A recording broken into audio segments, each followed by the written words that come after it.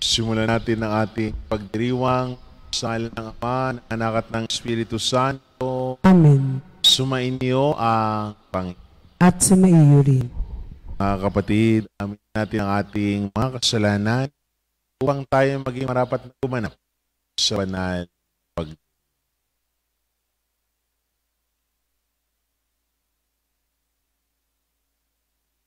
Inaamin ko sa makapangyarihang Diyos at sa inyo mga kapatid, nalubha akong nagkasala sa isip, sa salita at sa gawa at sa aking pagkukulang. Kaya isinasamo ko sa mahal na Birheng Maria, sa lahat ng mga anghel at mga banal, at sa inyo mga kapatid, na ako ipanalangin sa Panginoong ating Diyos. Kawan tayo ng makapangyarihang Diyos, patawarin tayo sa ating mga kasalanan at patnubayan tayo sa buhay na walang. Amen. Panginoon, kaawaan. Panginoon, kaawaan mo kami. Kristo, kaawaan. Kristo, kaawaan mo kami. Panginoon, kaawaan. Panginoon, kaawaan mo kami. Manalangin po tayo.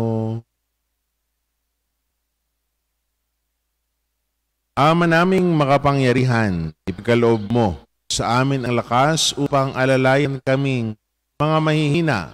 Ngayong ginugunita ang mahal na Birheng Ina ng Diyos, kaming idinadalangin niya ay makabangon nawa sa pagkalugmok sa kasalanan. Niluluhog namin ito sa pamamagitan ng Jesucristo kasama ng Espiritu Santo magpasawayang. Amen.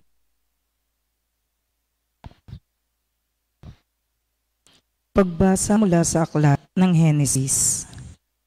Si Isaac ay matanda na at halos di na makakita.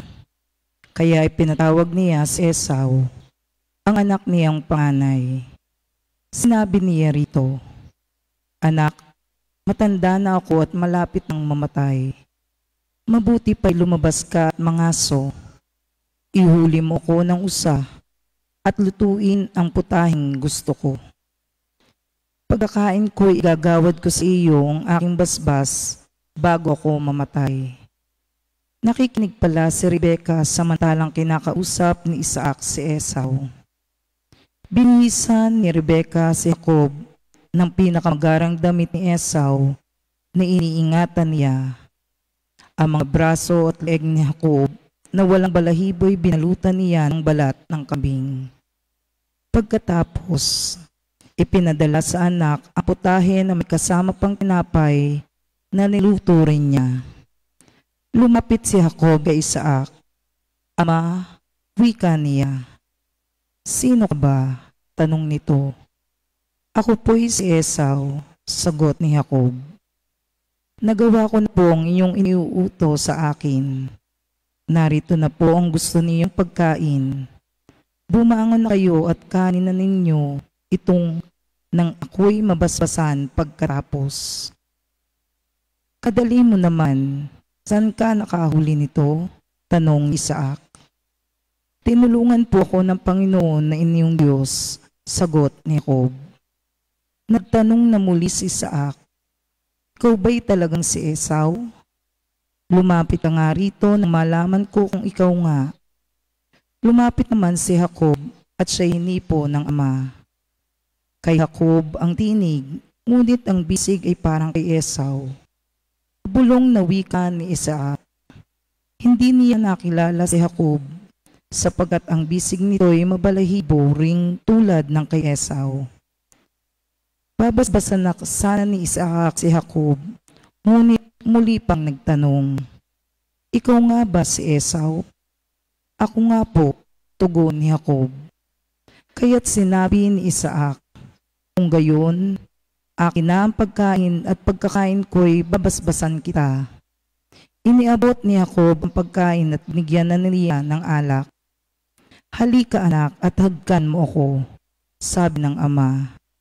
Niyakap ni Jacob ang ama at naamoy nito ang kanyang kasuotan, kaya't siya'y binasbasan. Ang masamyong halimuyak ng anak ko'y ang katulad ay samyon ng kabukirang ang Panginoon ang nagbasbas.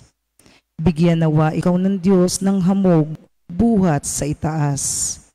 Nang tumaba ang lupa mo't ikaw na may makaranas ng saganang pag-aani at alak na masasarap.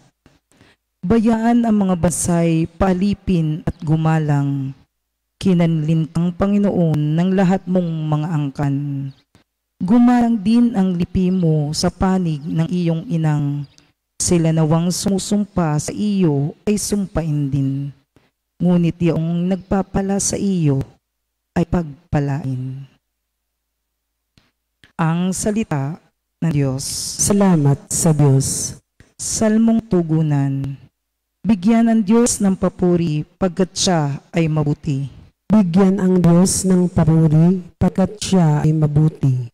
Ngalan niya ay purihin noong kanyang mga lingkod. Ng lahat ng lingkod niyang sa templo ay pumapasok upang doon manambahan sa banal na bahay ng Diyos. Bigyan ang Diyos ng papuri pagkat siya ay mabuti. Ang Panginoon ay papurihan pagkat siya ay mabuti. Ang taglay niyang kabaitan ay marapat sa papuri. Siya rin nga ang humirang kay Jacob na kanyang lingkod, ang Israel na may bansang hinirang niya at kinukot. Bigyan ang Diyos ng papuri pagkat siya ay mabuti. Aking batid na ang poon ay ang Diyos na dakila. Higit siya sa alinmang Diyos-Diyos ang naglipana. Ang anumang hangad niya sa langit man o sa lupa, at kahit sa karagatan kung anumang kanyang nasa, ginaganap niya ito sa sariling pagkukusa. Bigyan ang Diyos ng papuri pagkat siya ay mabuti.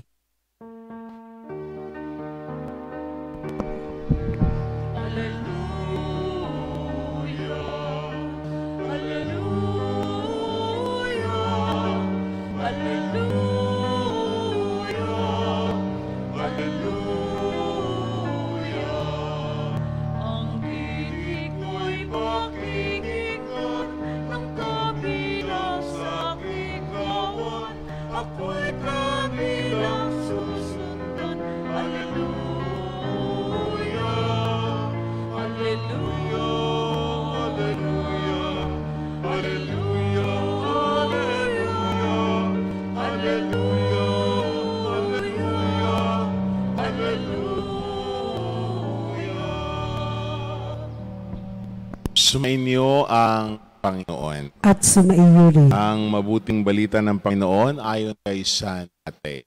Papuri sa iyo, Panginoon. Noong panahong iyon, lumapit kay Jesus ang mga alagad ni Juan Bautista at ang wika. Malimit kaming mag-ayuno, gayon din ang mga Pariseo. Bakit po hindi nag-aayuno ang inyong mga alagad? Sumagot siya, maaari bang magdalamhati ang mga panauhin sa kasalan habang kasama nila ang lalaking kinasal? Kapag wala na siya, saka pa lamang sila mag-aayuno. Walang nagtatagpi ng bagong kayo sa isang lamang kasuotan, lumang kasuotan, sapagkat mababanat nito ang tatagpian at lalo lang lalaki ang punit. Wala ring nagsisilid ng bagong alak sa lumang sisidlang balat. Kapag gayon ang ginawa, puputok ang balat, matatapon ang alak, at mawawasak ang sisidlan. Sa halip ay isinisilid ang bagong alak sa bagong sisidlang balat, at sa gayoy kapwa nagtatagal. Ang mabuting balita ng Panginoon. Pinupuri ka namin, Panginoong Hesukristo. Magandang umaga po sa inyong lahat. At sa mga patuloy na nakikita sa atin sa ating Facebook Live, magandang umaga din. Mga kapatid, sa araw na ito, binibigyan tayo ng Diyos ng panibagong talinhaga. Talinhaga o parabola na makukuha na natin ng ating halimbawa upang sa buhay natin ay meron tayong masusunod. Mga parabolang nagpapakita sa atin kung paano ba tayo gumalaw sa buhay natin pananampalataya. Mga praktikal na bagay kung ano ba ang tamang gagawin. Praktikal na bagay sa buhay natin, pananampalataya, sa personal nating mga buhay, at sa buhay natin kung ano man ang katayuan natin na ginagampanan. Praktikal sapagkat pinaliwanag ni Jesus sa mga alagad ni Juan Bautista kung ano bang tamang gagawin kapag naroon pa sa kasalan. Sapagkat tinatanong niya si Jesus, bakit nga ba hindi nag-aayuno ang kanyang mga alagad? Praktikal na bagay ang sinagot ni Jesus sa kanila. Anong sinagot ni Jesus? Makakapag-ayuno ba ang aking mga alagad kung sila'y kasama pa ng lalaking kinasal? Ganon din sa buhay natin. Praktikal na bagay. May mga bagay na kuminsan dapat nilalapat natin sa kung ano ang nangyayari sa ating buhay. Kung ano ang meron, yun dapat inilagay natin ang ating sarili sa kung ano man ang mga bagay na iyon. For example na lamang, kung araw ng Kwaresma o araw ng pag-aayon natin, papatak na merong kasalan. Ikaw ba ay uupo na lamang sa isang tabi? Kung ikaw ang may pamilya, ano ang gagawin mo? Hindi ka ba makikikain? Mga kapatid, praktikal na bagay ang pinapaliwanag ni Jesus sa ating mabuting balita. Katuladan lamang ilapat natin ito sa personal nating karanasan bilang mga tao. Una, kapag tayo ay mga anak, ano ba ang gawain bilang isang anak? Ano ba ang gawain mo at tungkulin para sa iyong mga magulang? Ang sumunod, praktikal na bagay sapagkat ikaw ay anak, magpakaanak. Kung ikaw naman ay magulang, ano ba ang praktikal na bagay na kailangan mong gawin bilang isang magulang? Gampanan ang isang pagiging magulang. Ang gawain ng isang pagiging magulang ang dapat mong gawin. Yun ang mga bagay na praktikal sa ating buhay. Sa buhay natin, pananampalataya, ano ba ang hinihingi para sa atin? Ang na kailangan nating gawin. Hindi dapat tumitiwalas o tayo ay lumilihis ng landas. Pagkos tayo sana ay nasa landas na kung saan ito ang tamang dapat nating tinatahan. Hindi tayo lumalayo. Tayo ay nakikiayon. Ganun ang sinasabi ni Jesus sa ating mabuting balita. Kung mayroon kang bagong alak, dapat bagong sisidan din. Kung mayroon kang bagong damit o tela, dapat bago din ang tinatagpi, hindi luma. Sapagkat sabi nga, kung ang bagong alak ay ilalagay sa lumang sisidan, papuputukin ito.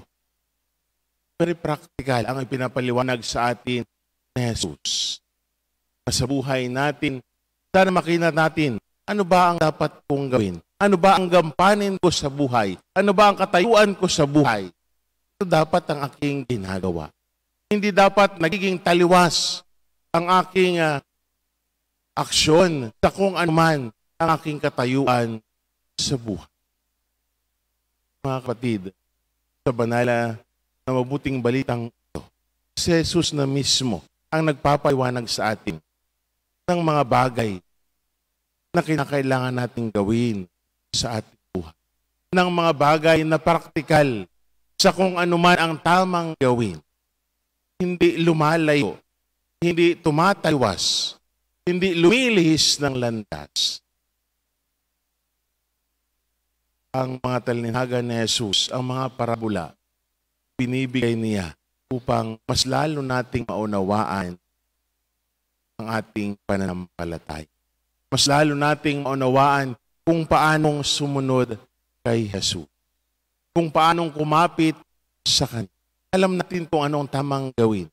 Alam natin na sa buhay natin kinakailangan natin siya. Alam natin na sa buhay natin kinakailangan natin kumapit sa Kanya. Alam natin na sa buhay natin ang magpapatibay ng pananampalataya ang ating panalangin. Bakit hindi tayo manalangin? Bakit hindi tayo magsimba? Bakit hindi tayo dumulog sa Kanya? Alam natin na yun ang makakatulong sa atin. Yun ang dapat natin gagawin. Madalas kasi kung minsan tayo mga tao ay tatawag lang kapag kailangan. Yun ba ang tama? Alam nating mali. Pero malimit, yun pa ang ating ginagawa. Mga kapatid, sa mabuting balita, pinapaliwanag sa atin ni Jesus. Ano ba ang tamang gawin? Ano ba ang praktikal na dapat nating ginagawa sa buhay natin personally, sa kinakatuyuan natin, at sa buhay natin pananampalataya. Harinawa, ang pagpapaliwanag ni Jesus sa ating mabuting balitang ito ay mailapat natin sa ating mga personal na buhay. Mailapat natin sa ating personal na katayuan sa buhay at mailapat din natin sa buhay pananampalataya. Muli, isang magandang umaga sa inyo.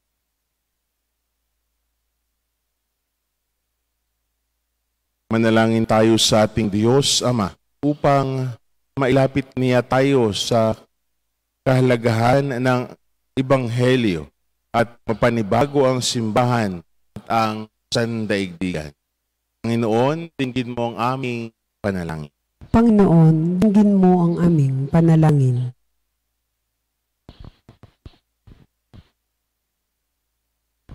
Ang simbahan, ang sambayanan ng Diyos at ang mga pinuno nito naway makasunod sa bulong ng Espiritu Santo na ipahayag sa mga tao ng makabagong panahon ang walang kupas na lengguwahe ng Ebanghelyo. Manalangin tayo sa Panginoon. Panginoon, dinggin mo ang aming panalangin. Ang ating puso naway buksan natin sa makapangyarihang pagliligtas ng Diyos kay Kristo na higit na mas mahalaga kaysa sa pagsasagawa ng mga sinaunang relihiyosong gawain. Manalangin tayo sa Panginoon. Panginoon, dinggin mo ang aming panalangin. At tinawang mapagtanto na laging mangyayari ang himala ng pagbabago sa mga nagnanais na makamit ito sa tulong ni Kristo. Manalangin tayo sa Panginoon. Panginoon, dinggin mo ang aming panalangin. Sa mga may sakit, tayo naway maging mga daan ng kalinga ng Diyos sa ating pagpapadama sa kanila ng pag-ibig at malasakit. Manalangin tayo sa Panginoon. Panginoon, dinggin mo ang aming panalangin. Ang mga yumao naway tumanggap ng walang hanggang kapangalingahan sa piling ni Kristo muling nabuhay. Manalangin tayo sa Panginoon. Panginoon, dinggin mo ang aming panalangin.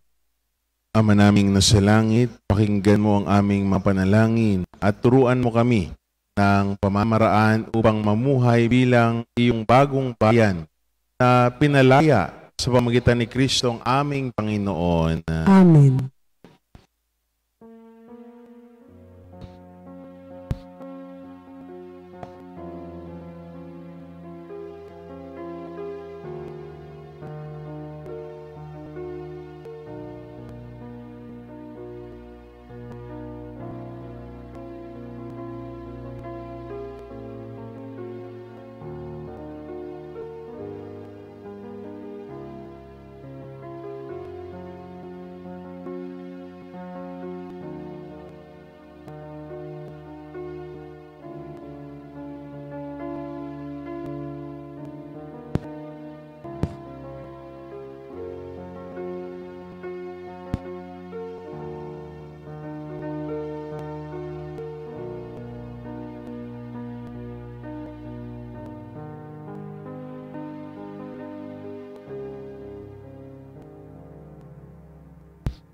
Manalangin kayo mga kapatid upang paghahain natin ang kalooban ng Diyos amang makapangyarihan. Tanggapin nawa ng Panginoon itong paghahain sa iyong mga kamay, sa kapurihan niya at karangalan sa ating kapakinabangan at sa buong sambayan na iyong banal. Ama naming lumikha, sa paggunita namin sa mahal na Berhen, inihiling naming ang aming paghahain ay lakipan mo ng kapupunan upang kami ay maging handog na ikinalulugod mo kailanman. Sa pamamagitan ng Jesucristo kasama ng Espiritu Santo, magpasawalang hanggan. Amen. Sumainyo ang Panginoon. At sumaiyo rin. Itaas sa Diyos ang inyong puso at diwa. Itinaas na namin sa Panginoon. Pasalamatan natin ang Panginoon na ating Diyos. Marapat na siya ay pasalamatan. Ama naming makapangyarihan, tunay ang marapat na ikaw ay aming pasalamatan. Bukod mong pinagpala ang babaeng lahat, ang mahal na berheng totoong mapalad, na iyong piniling maging ina ng iyong anak. Nung sinugo mo siya bilang aming Mesiyas, sa kapangyarihan ng Espiritong Banal, ang Birhen Maria ay naging inang tunay ng iyong anak na kanyang isinilang bilang liwanag nitong sanlibutan. Kaya kaysa ng mga anghel na nagsisiawit ng papuri sa iyo nang walang humpay sa kalangitan, kami nagbubunyi sa iyong kadakilaan. Santo, Santo, Santo Panginoon Diyos ng mga hukbo, napupuno ang langit at lupa ng kadakilaan mo. O sana sa kaitaasan, pinagpala ang naparirito sa ngalan ng Panginoon. O sana sa kaitaasan.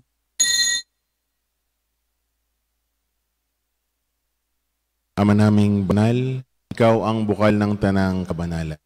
Kaya't sa pamagitan ng iyong Espiritu, gawin mong banal ang mga kaloob na ito upang para sa amin maging katawan at dugo ng aming Panginoong Jesucristo.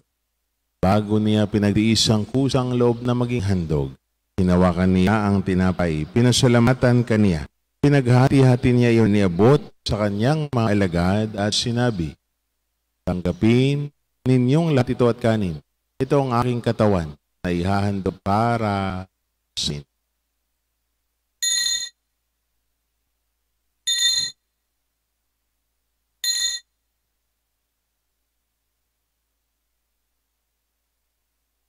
Gayon din naman, nung matapos ang hapunan, hinawakan niya ang kalis, muli kaniyang pinasalamatan. Niabot niya ang kalis sa kanyang mga alagad at sinabi, tanggapin ninyong lahat ito at inumin. Ito ang kalis ng aking dugo, ang bago at walang hanggang tipan. Ang aking dugo ay bubuhos para sa inyo at para sa lahat sa ikapagpapatawad ng mga kasalanan. Gawin niyo ito sa pag-alaala sa akin.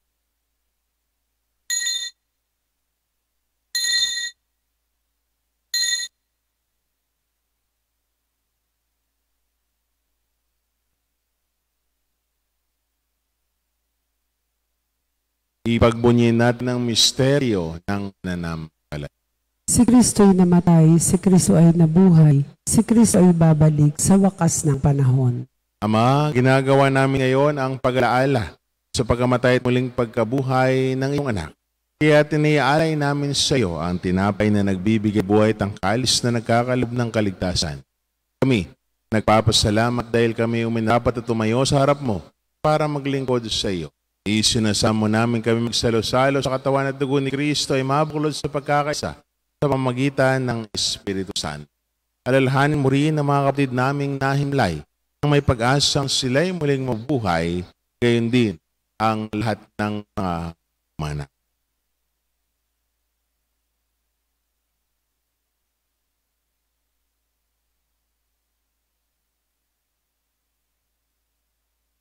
Kaawaan mo sila at patuloyin sa iyong kaliwanagan. Kaawaan mo at pakidapating kaming lahat na makasalo sa iyong buhay na walang wakas. Kaysa ng mahal na Birheng Maria, Ina ng Diyos, kaysa ni Poong San Jose, kaysa ng mga apostol at ng lahat ng mga banal, ni San Jose Marelo, na namuhay dito sa daigdig ng kalugod-lugod sa iyo. May pagdiwang nawa namin ang pagpupuri sa karangal mo sa pamamagitan ng anak na aming Panginoong Jesucristo. Sa pamamagitan ni Kristo, kasama niya at sa Kanya, ang lahat ng pangal papuri sa iyo, Diyos, amang makapangyarihan, kasama ng Espiritu Santo, magpasawalang hanggan.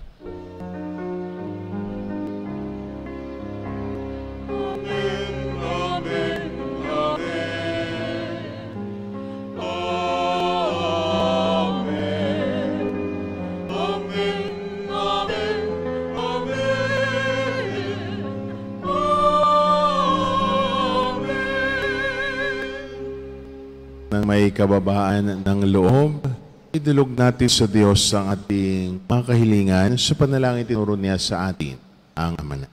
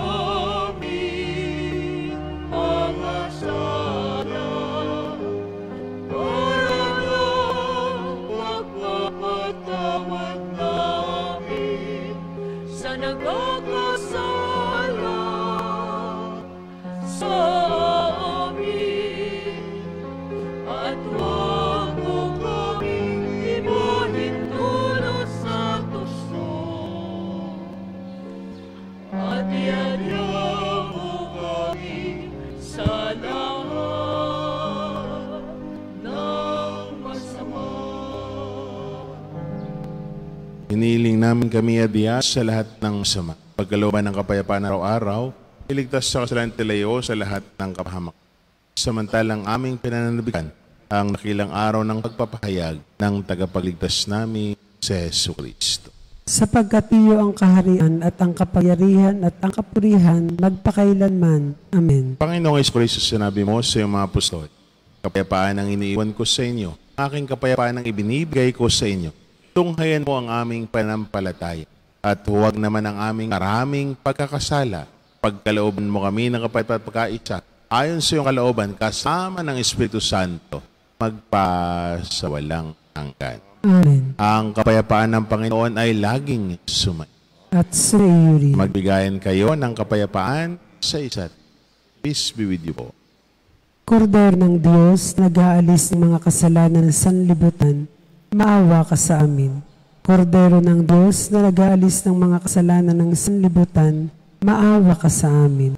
Kordero ng Diyos na nag-aalis ng mga kasalanan ng sanlibutan, ipagkaloob mo sa amin ang kapayapaan.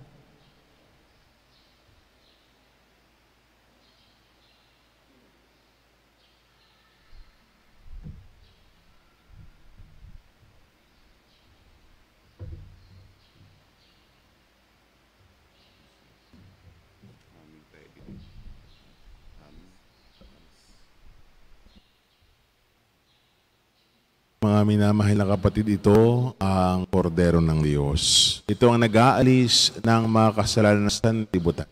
Mapapalad tayo ng niyahan sa kanyang banal na piging.